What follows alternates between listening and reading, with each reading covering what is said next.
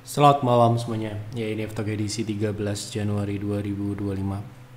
Seperti biasa, malam ini kita akan memberikan update market ISG dan juga membahas ide-ide yang masuk di kolom komentar F-Talk edisi terakhir, edisi kemarin 12 Januari.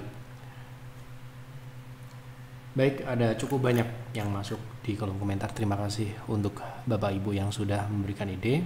Nanti kita akan coba bahas satu persatu sesuai dengan permintaan. Baik, kita mulai ya. Sebelum saya mulai, silahkan bagi Anda yang belum subscribe, silahkan subscribe, dan yang sudah merasakan manfaat, dukung kami dengan klik like. Hari ini ISG turun 1%, 1,0%, 1% lah. Penurunan saat ini masih di atas 7.000 ya, atau support penentu ya. Apakah tren turun jangka pendek menengah ini berlanjut ke bawah ke 6.000 ke 6.600 target 2025 gitu ya? Apakah akan diakselerasi atau masih pullback? Nah, itu adalah penentunya adalah level 7.000 yang mana hari ini sempat turun di bawahnya dan di sesi penutupan ditarik naik lagi ya, karena memang ini level yang menentukan secara psikologis dan seharusnya secara sistem akan banyak tekanan jual ya apabila ISG kembali turun ke bawah 7.000 ya gitu, karena cukup jauh ya dari 7.000 ke 6.600 yang mana itu akan menyebabkan penurunan yang mungkin lebih instan atau lebih cepat ya, artinya target akan tercapai lebih cepat daripada perkiraan yang sebelumnya di market outlook yang kami sampaikan di 2024 bulan Desember. Jadi sementara ini masih belum perlu kami update, tapi Anda harus ingat level 7.000 ini apabila tutup di bawahnya ISG berpotensi akan mempercepat ke 6.600 yang mana terdapat gap di situ ya. Oke. Cukup ya, kita lanjut ke pembahasan saham yang pertama. Pak, batubara sudah turun, apakah bisa semakin turun ke depan? Mohon update-nya, saya nyangkut di saham-saham batubara gara-gara kegiur dividen gede. Oke, kita lihat ya untuk batubara. Sepertinya masih mengarah ke bawah ya. Apakah sudah tercapai target turunnya? Anda bisa dapatkan target versi YF Advisor tentunya di insight ya. Anda bisa akses ini ya untuk target price batubara. Ini sudah kami sampaikan di kuartal 4 2024 ya, dimana setelah terpilihnya Donald Trump ya, kemungkinan batubara akan melanjutkan penurunan ya. Saat kami prediksi harga batubara saat ini di 115. Untuk saat ini penurunannya sudah tercapai ya, 114. Sepertinya tadi sudah sempat turun di 112 bahkan ya, dan saat ini sedang terjadi rebound gitu ya secara teknikal. Penurunan ini sudah sekitar dari November ya. Dari November itu berarti kita perkirakan 3 bulan yang lalu ya. Itu sudah turun sekitar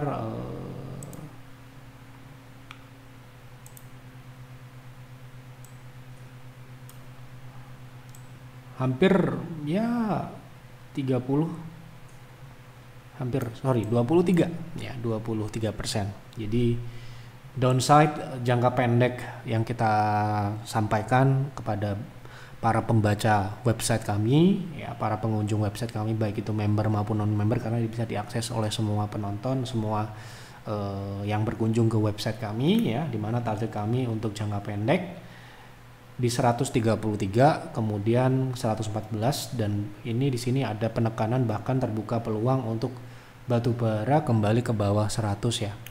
Di sini sudah kami coba sampaikan kenapa kok harga batubara itu potensinya masih akan turun.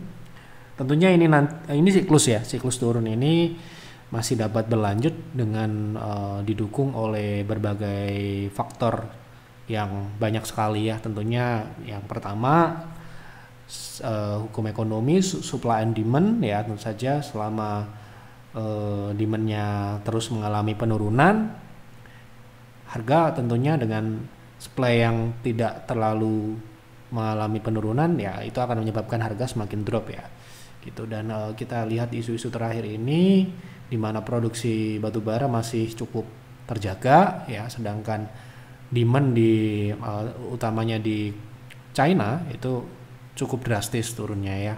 Nah, ini yang menyebabkan potensi beberapa waktu ke depan batubara ini secara fundamental masih ada faktor fundamental yang menekan harganya. Ya, itu perkiraan yang sudah tercapai ya, perkiraan atau prediksi kami di target 133 dan 114, dan kemungkinan ini akan berdampak pada kinerja emiten-emiten batubara yang mana kalau Anda mengacu pada dividennya kemungkinan ya akan turun dari tahun-tahun sebelumnya ya, dan seharusnya itu sudah menjadi pemahaman di awal ketika kita berinvestasi pada komoditas. Sudah kami sering edukasi bahwa komoditas itu memang kami sendiri tidak berharap dividen dari emiten komoditas sebesar apapun yield yang ditawarkan, karena ketika kita berbicara dividen kami mencari dividen yang konsisten, bukan yang besar tapi setelah itu tidak ada ataupun kecil gitu ya. Nah, kita cari yang konsisten, tidak terlihat besar apabila kita compare ketika emiten-emiten komoditas saat mereka siklus naik ya, tetapi di sini yang kita cari adalah kekonsistensian dan kemudahannya untuk diproyeksikan, itu yang kita cari. Dan untuk mendapatkan yield yang besar tentunya kita mengambil momentum tertentu seperti market crash, seperti terjadinya turun yang besar pada harga sahamnya untuk mendapatkan yield yang di atas rata-rata gitu ya. Misalkan ya kita ambil contoh saham dividen itu ya, saham banking yang big caps gitu ya seperti BRI gitu ya. Tentunya kita tidak bisa membeli asal-asalan saham BRI itu apabila kita ingin mendapat yield yang di atas rata-rata. Contoh ya, di 2020 kita dapat BRI di 2200-an, yield yang kita dapatkan ya di tahun pertama itu sudah jauh di atas dari rata-rata yang tercatat gitu ya. Semakin tahun semakin meningkat tentunya ya, dengan stabilnya kinerja fundamentalnya yang tidak dipengaruhi oleh siklus-siklus sebuah komoditas gitu ya, karena itu bukan emiten komoditas. Nah, itulah contohnya. Ini sedikit edukasi terkait dividend investing ya, di mana di portofolio peer maupun peers itu ada saham yang dividen, ada saham yang tidak dividen ya, mana tujuan kita, kepentingan kita adalah mencari capital gain. Jadi pertanyaannya saya jawab, apakah bisa ke bawah 100? Saya rasa besar kemungkinan akan terjadi penurunan di bawah 100 dalam jangka menengah panjang. Untuk jangka pendek karena target kami sudah tercapai ya, idealnya akan terjadi technical rebound. Oke, seperti itu. Malam Pak, akhirnya kesabaran kami membuahkan hasil. Hari ini BRI sudah mencapai target turun di 3.800-an seperti yang Bapak bilang tahun lalu. Apakah dengan turun ini sudah bisa diakumulasi karena melihat peer belum ada perintah akum seperti COVID dulu? Mohon bimbingannya Pak Yev.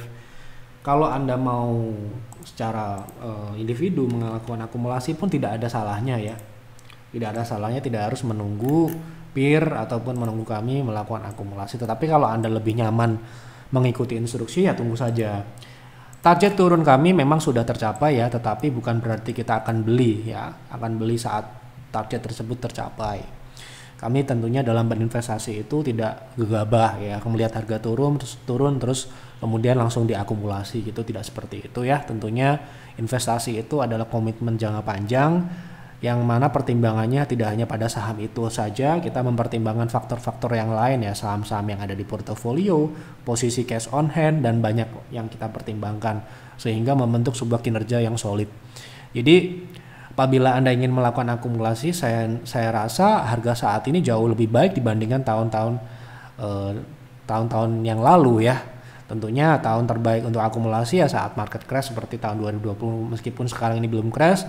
Saya nilai BRI ini apabila Anda beli di harga di bawah 3.900 sampai dengan 3.700 seperti yang kami sampaikan pada akhir kuartal 1 2024, saat itu kita prediksi di bulan Mei ya.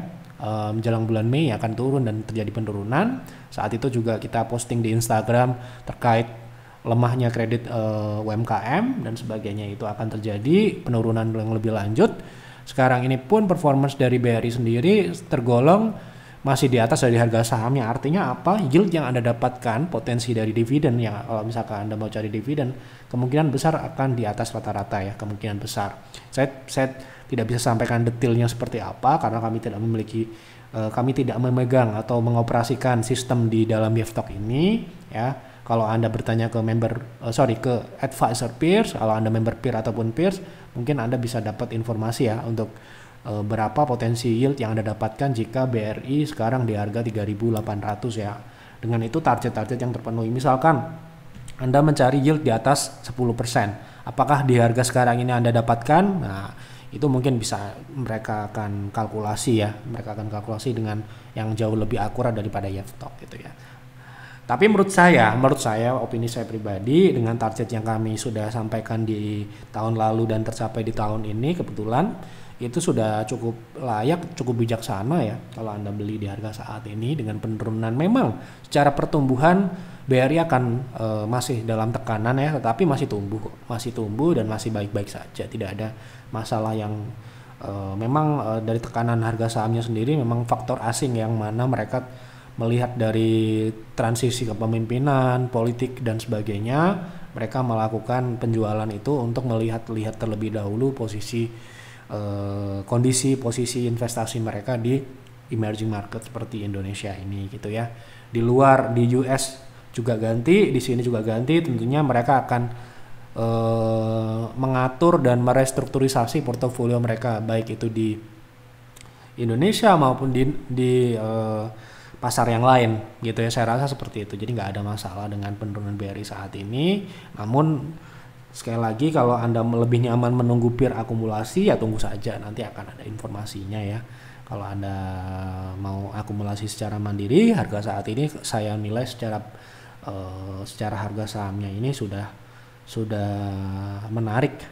Belum sangat menarik tapi sudah menarik lah gitu kan. Kemarin saya bilang harga 4.000 kan terlalu tinggi gitu ya untuk di istilahnya ya bisa dibeli, tetapi masih harus bersabar ya karena potensinya memang masih turun di tahun 2025 ini gitu ya. Jadi kalau Anda mau silahkan Anda berkonsultasi, karena member peer bisa berkonsultasi ya, walaupun saham tersebut mungkin tidak ada di portofolio. Justru kalau saham itu tidak ada di portofolio, Anda baiknya konsultasi. Kalau sahamnya sudah ada direkomendasikan kemudian masih ada di portofolio ya Anda tidak perlu konsultasi.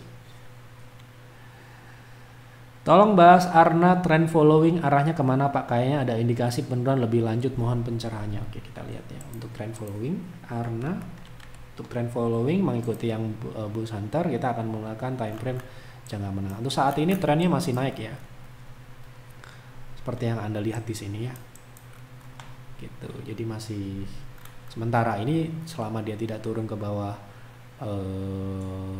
mungkin di bawah 600 ya, itu masih dalam kategori yang masih akumulasi ya, bisa diakumulasi karena tren sendiri masih ya, Anda bisa lihat ini trennya ya, ini trennya masih dipertahankan, belum dipatahkan. Jadi untuk trend following harga saat ini cukup bagus ya karena risk terhadap trennya jauh lebih rendah. Oke. Mohon bahas SMGR untuk trading. Terima kasih Pak. Oke, saat ini masih turun ya. Untuk SMGR sudah di bawah 3.000 ya. Kita akan lihat berapa level ekstensi dari penurunan selanjutnya ya. Kemungkinan masih bisa lanjut ke 2.720 ya. Jadi karena swing turunnya masih berjalan, belum ada indikasi dia rebound ya. Langkah yang kita bisa ambil adalah menunggu target turun tersebut tercapai lalu ada konfirmasi rebound. Ingat ya, target turun itu bukan target beli ya. Untuk swing trade harus menunggu konfirmasi swingnya terlebih dahulu. Oke, lanjut ya. Tolong bahas Indi, apakah sudah layak masuk untuk swing trade? Makasih Pak. Oke, kita lihat.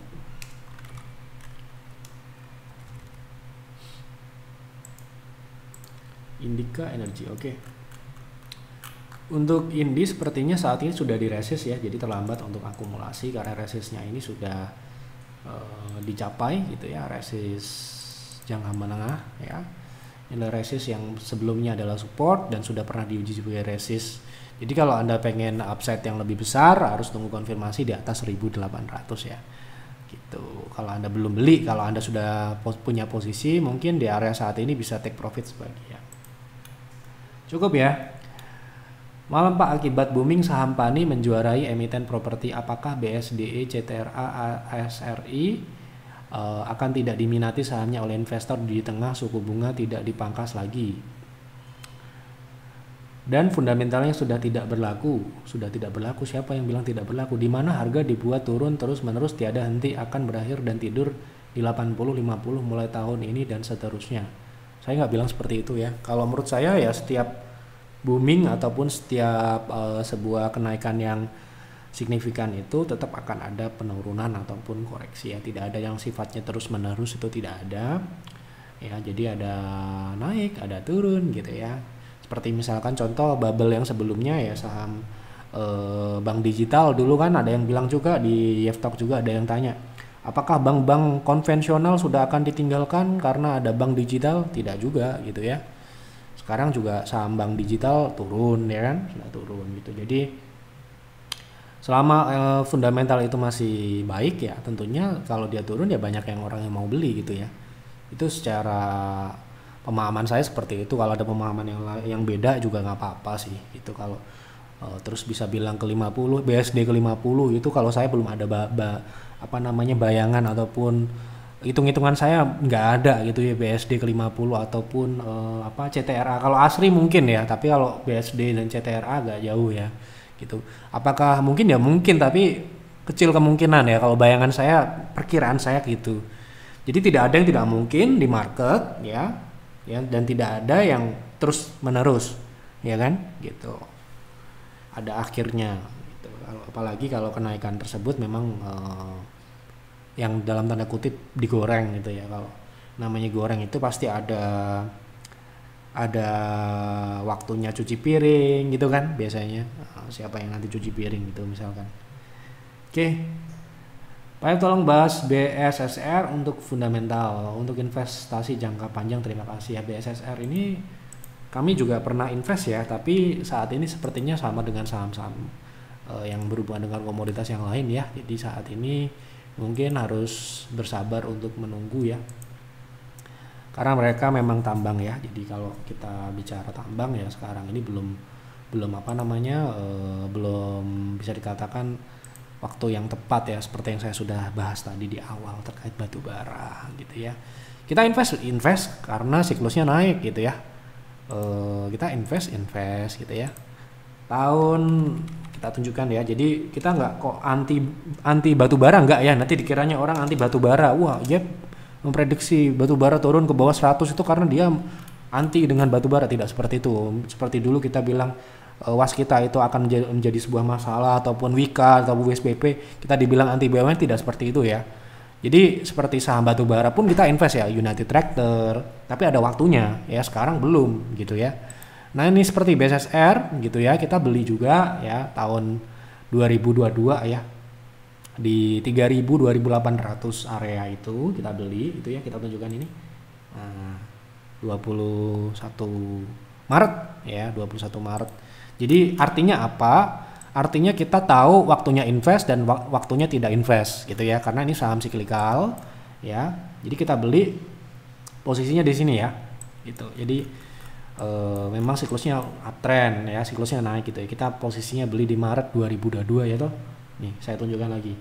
Nah, setelah kita invest ya, kebetulan dalam waktu yang singkat, karena ini saham yang memang sifatnya siklikal jangka pendek ya, ini naiknya sangat-sangat cepat ya, naik hampir 100% kita punya profit waktu itu di Pierce gitu. Tapi sekarang ini saya rasa walaupun kita katakan batubara itu sudah dikatakan jelas-jelas dalam siklus turun, saham BSSR ini malah justru belum turun ya, belum turun. Jadi kita malah khawatir karena saham ini juga cukup agresif dengan volume transaksi yang kadang sepi, kadang tidak ada. Ya kita lebih mengantisipasi hal tersebut ya. Harga sahamnya aja belum turun padahal fundamentalnya sudah turun gitu ya. Sedangkan patokan ataupun acuan investasi itu kan fundamental. Ya nggak tahu ya, ada yang tidak menggunakan fundamental juga ada ya. Zaman sekarang ada yang investasi itu menggunakan pendekatan yang lain, yang tidak melihat fundamental karena fundamental dianggap sudah lapuk atau sudah kuno gitu juga ada. Tetapi kalau kami menggunakan fundamental dan technical secara harmonis ya. Jadi tidak ada kok kita jelek-jelekan fundamental ataupun kita jelek-jelekan technical, semua itu ada manfaatnya, ada gunanya, dan kita bisa pakai itu dengan cara yang mengkombinasikan itu dengan balance, dengan seimbang. Pak Ayep bisa bahas Pegas untuk trading. Oke, kita lihat. Oke, untuk trading Pegas posisinya sudah di resist juga ya. Nah, ini sekarang ini breakout ya, artinya Anda bisa melihat potensi upside yang lebih lanjut ya. Artinya bisa. Di sini ada gap ya di 1945. Ini merupakan target lanjutan dalam jangka menengah. Ini kita pakai weekly ya. Nah, kita pakai daily. Di sini ada resist yang harus di breakout ya di 17.20. Jadi Anda bisa buy on breakout. Misalkan Anda mau dengan target swing di 17.80 sampai dengan 18.65, itu jangka pendek ya. Tidak sama dengan target yang terlihat di weekly.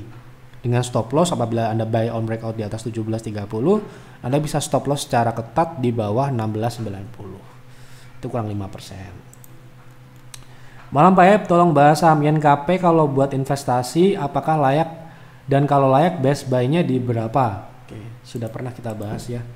YNKP kinerjanya sekarang apakah ada update, kita lihat dulu. Oke. Kinerjanya ini ya cukup signifikan penurunan terakhir ini, tapi yang perlu kita tahu di sini terjadi penurunan profitabilitas juga. Ini yang harus kita catat gitu ya. Terjadi penurunan profitabilitas ini artinya ya kelayakan investasinya menjadi tidak layak gitu ya. Sedangkan tahun-tahun sebelumnya ini cukup signifikan. Penurunan cukup drastis ya kalau kita lihat di sini ya.